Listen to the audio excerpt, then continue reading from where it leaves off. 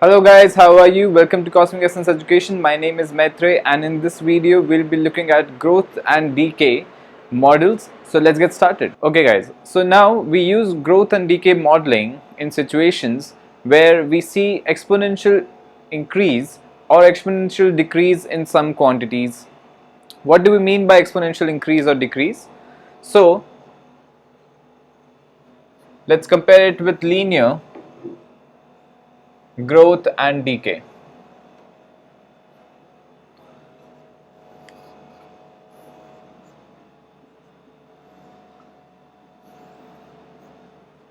So if I make a linear and an exponential curve, here in this case, as x is increasing, y is increasing in a linear way, so this is known as a linear growth. Whereas in this graph, as x is increasing, y is increasing exponentially, so this means that this is showing exponential growth, it is increasing exponentially. If I look at a linear graph which goes like this, as x is increasing, y is decreasing in a linear way. Here in this graph, as x is increasing, y is decreasing in an exponential way. So here we see exponential decay. So this is the difference between linear and exponential graphs. Now we see exponential growth when the base of the exponential function is greater than 1, because whenever a is greater than 1, the graph is an increasing function. That's why we see growth. We see exponential decay whenever the base of the exponential function is between 0 and 1, because in this case the graph is a decreasing curve.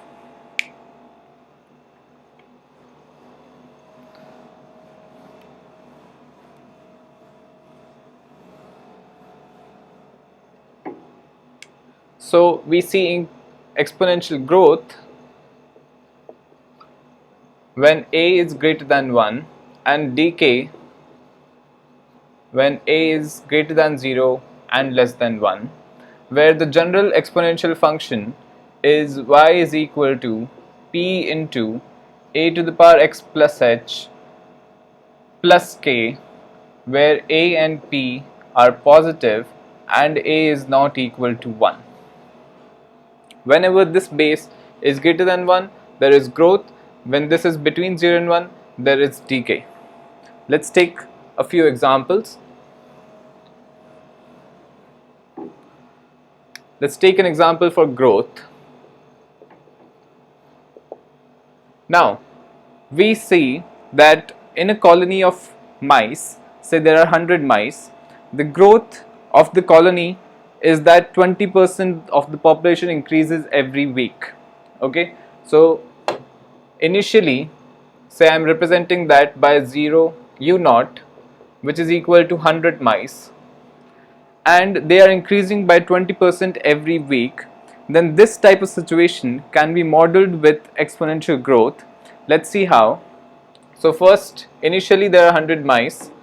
In the first week, after first week, there will be 100 plus 20% of 100 mice, which is equal to 100 into 1 plus 20 by 100, 100 into 1 plus 0.2, so this is equal to 100 into 1.2. 1.2 is known as the multiplier in this case,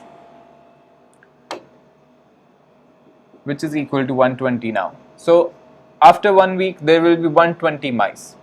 After the second week, now they will increase by 20% again. So after second week they will be equal to 120 plus 20% of 120, which is equal to 120 into 1 plus 20 by 100, that is 0.2, which is equal to 120 into 1.2. So we can write 120 is equal to 100 into 1.2 from here. So we get 100 into 1.2 whole square. So after 2 weeks, we'll have these many number of mice. Similarly, we can keep going on like this, and for the nth week, the number of mice in the population will be equal to 100 into 1.2 to the power n. So this function gives us the population of the mice after n weeks, and we see that this is an exponential function where the base is 1.2, and since the base is greater than 1, this is an increasing function, and this represents exponential growth. So the population of mice will be growing exponentially, and if we make the graph of this situation,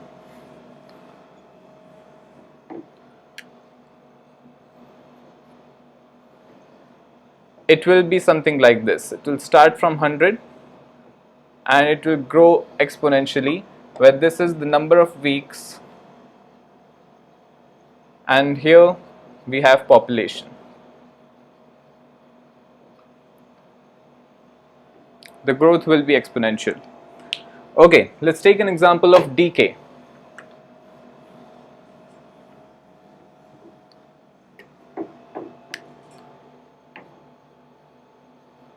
Suppose I buy a phone for 50,000 rupees. So the initial amount or the initial price of a mobile phone is 50,000 rupees, and I say that the value of the mobile phone decreases by 10% every year. So it depreciates in value by 10% every year. So this situation can be modeled with a decay because the value of the phone is decreasing exponentially. It is decreasing by 10% every year. So let's see how. The initial amount is 50,000.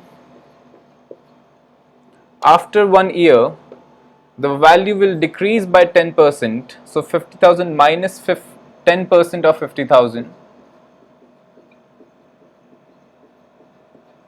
which is equal to 50,000 into 1 minus 0.1, 50,000 into 0.9, and this is known as the multiplier.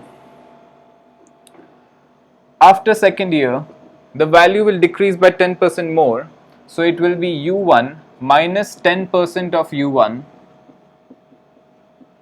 which is equal to u1 into 1 minus 0.1, so u1 into 0.9, which is equal to u1 from here is equal to 50,000 into 0.9, so this becomes 0.9 whole square, and so on it will keep going. So after nth year, the price of the phone will be equal to 50,000 into 0.9 whole to the power 0.9 to the power n, and this function gives us the price of the mobile phone after n years. And we can see that this is an exponential function where the base is 0.9, so since it is between 0 and 1, it is a decreasing function and it represents decay. So this is an example of decay.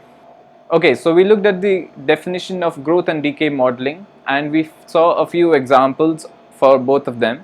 Another example of exponential growth that I can think of is the Moore's law given by Gordon Moore in 1965, which says that the number of transistors on a computer chip doubles every year.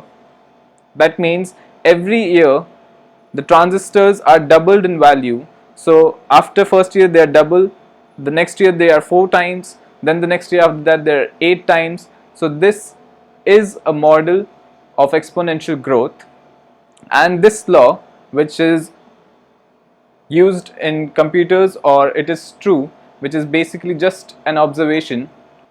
So the Moore's law is also valid for the memory space and the number of pixels in computers, that means they are also doubled every year.